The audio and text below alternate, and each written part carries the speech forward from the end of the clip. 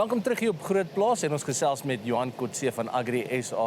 Johan, welkom hier by Nampo. Lekker om hier saam met jou te wees. Ek moet vir jou sê welkom op Nampo. Ja, welkom. As 'n boer sê ek vir jou welkom by Nampo. Hoorie baie dankie.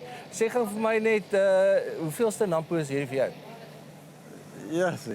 Dat ook 'n klein seentjie was te Kalina toe gekom. Ek het 'n paar jaar gemis toe ek in Afrika gebly het.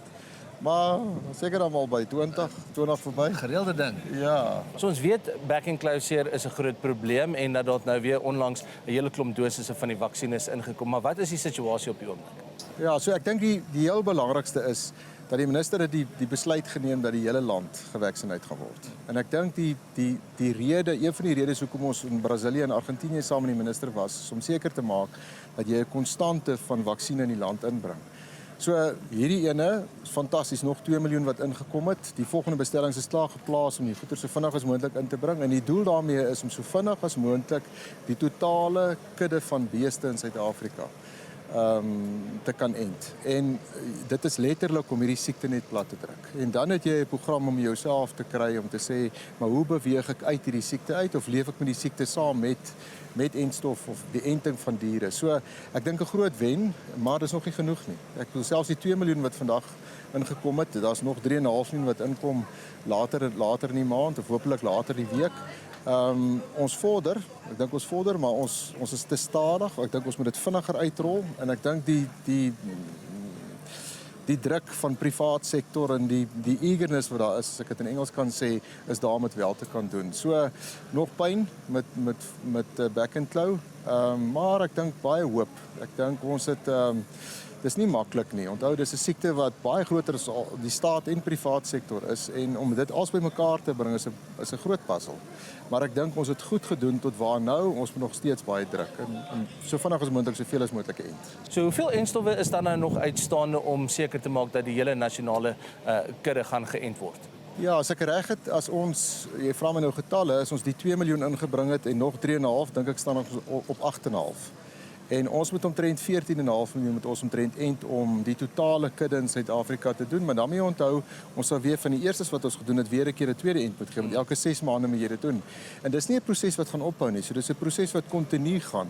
Ek dink 'n interessante een is byvoorbeeld die voerkrale. Onthou, 'n voerkraal is 'n hoë produksie eenheid wat 'n massa diere bymekaar het en daai diere wat jy bymekaar het moet geënt word.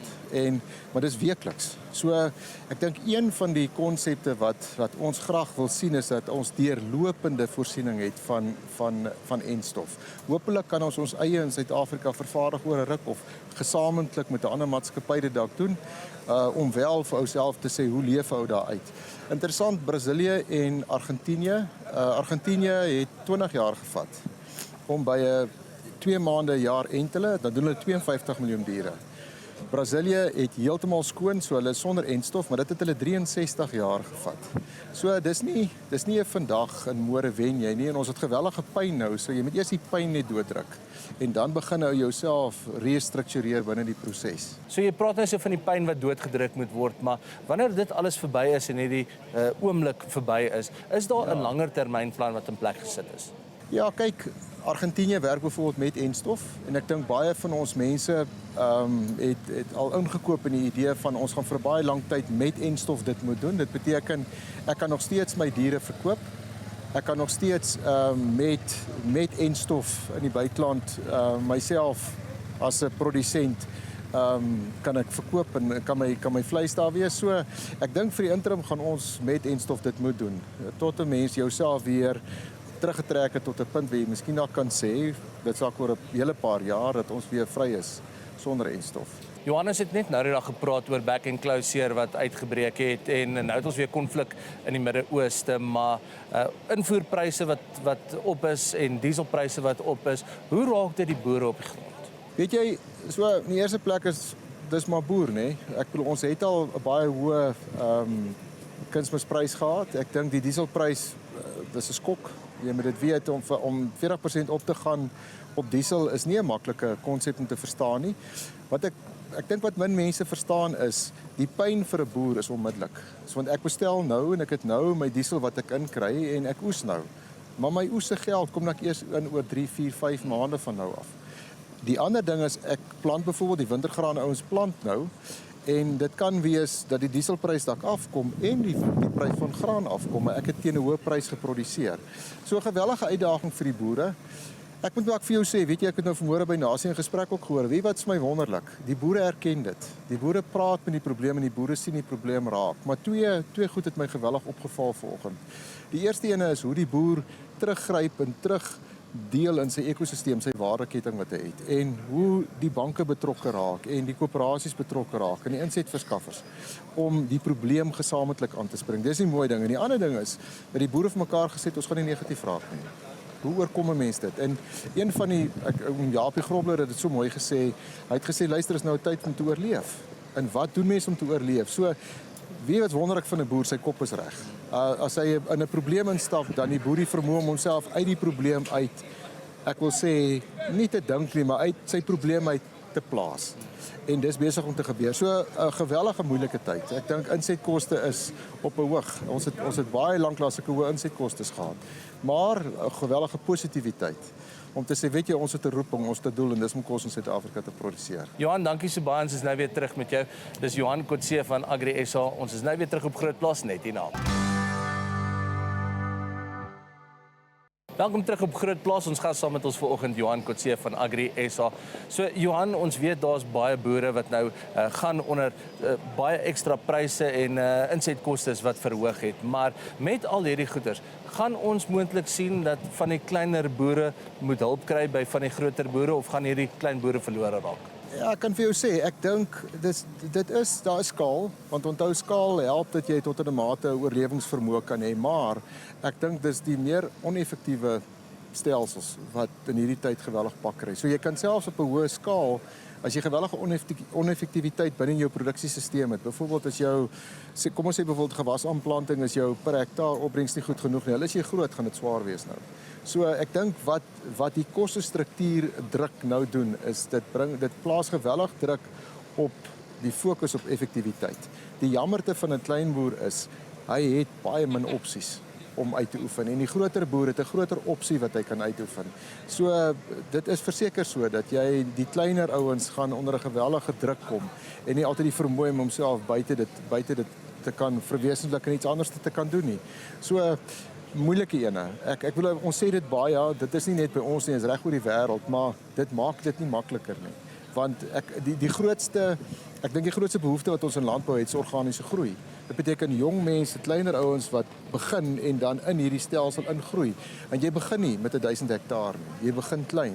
En enige so koste druk maak dit geweldig moeilik vir daai om te oorleef. So dit was 'n baie deurmekaar tyd gewees vir ons boere met die oestyd en klimaat, swaar reën ensovoorts, maar baie van die boere het nou besluit dat miskien hierdie seisoen 'n beter tyd gaan wees om iets anders in die grond te druk as waarna hulle gewoond is. Dink jy dis 'n goeie idee? Ja, onthou, dit is hoe ons onsself verskans. As jy byvoorbeeld dink aan sonneblom, gewassonneblom met minder kunsmis nodig as mielie. So jy verskans jouself om te sê dat ek gaan na eerder sonneblom plant waar ek altyd mielies geplant het, want ek het 'n laer risiko op insetkoste en ek is bereid om sê maar 'n laer inkomste te verdien dit wat ek doen, maar ek het my risiko afgewendel. So dis interessant hoe die boer wel risiko bestuur. Kyk, dit kan ek vir jou sê, ons boere is briljant daarmee, want dit is ons game, dis wie ons is. Landbou gaan oor bestuur van risiko. En hierdie is nie ongekend nie. Dis nie die eerste keer dat ons daar is nie. So ek dink ons het nou vanmôre gepraat oor wat kom maak 'n boer by Nampo. Ek kan jou sê wat kom maak 'n boer by Nampo. Hy weet hierdie waarvan jy praat. Dit is diep in sy hart. Hy weet presies wat sy risiko's hy het. En weet wat is, dis soos 'n skotteltjie wat inligting opvang.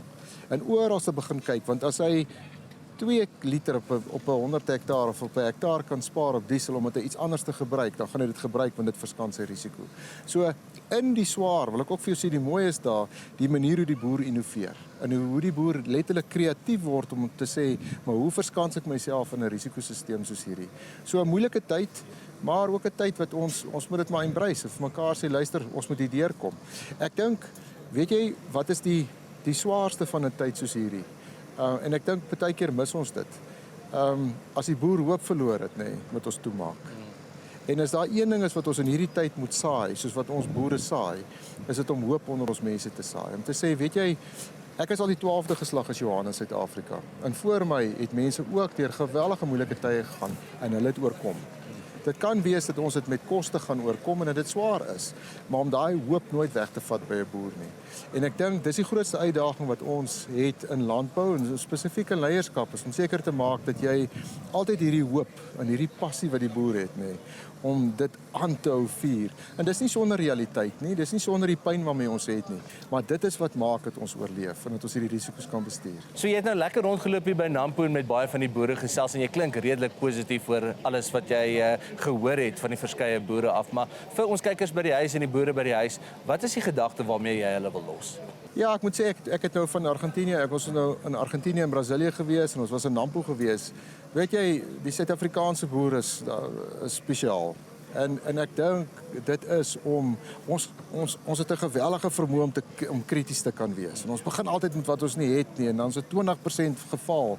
Maar ons spreek dit aan en ons praat daaroor en ons debatteer daaroor, maar dan stop hulle nie. Daai boer hou nie op nie. Hy sal nog steeds kerm en klaar maak 'n plan.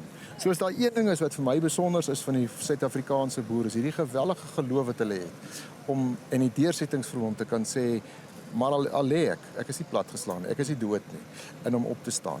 En dit kry jy nie altyd by die Europese boere of die Suid-Amerikaanse boere waar ons nou was nie. Hulle dink anders oor die lewe. So as jy 'n boer vasdruk, dan innoveer 'n boer. Dan word hy kreatief in wat hy doen, ten spyte van die swaar en die pyn. En dit is, ek wil vir jou sê, 'n diep DNA wat in die Suid-Afrikaanse boer is. En dis wat ons hoop gee. Dit is wat maak dat ons sê, maar weet jy, ons kan Suid-Afrika kos gee. Ons kan suidelike Suid-Afrika kos gee, of suidelike Afrika kos gee. En dit is die hoop wat die boere het. Dis nog steeds daar, dit is nie weg nie. Johan, so baie dankie vir jou tyd. Graag, baie dankie. Dankie vir die geleentheid. Dit is Johan Kotse van Agri SA. Dis alwaar vir ons tyd het op Groot Plaas vandag. Ons hoop jy het dit saam met ons geniet en dan gesels ons weer.